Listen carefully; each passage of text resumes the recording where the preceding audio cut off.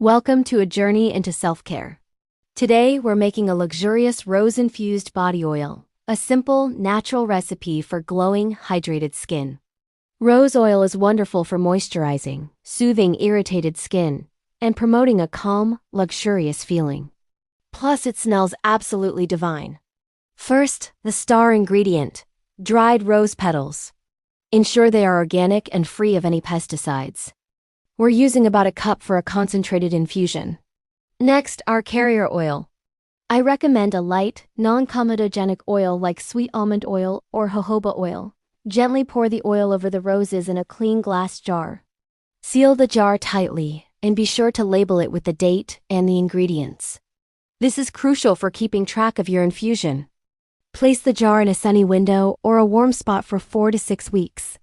Give it a gentle shake every few days to encourage the infusion. After the infusion period, it's time to strain.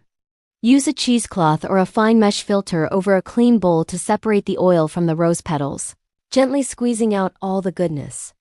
Pour the finished rose-infused body oil into a clean, airtight bottle, ideally with a dropper for easy application.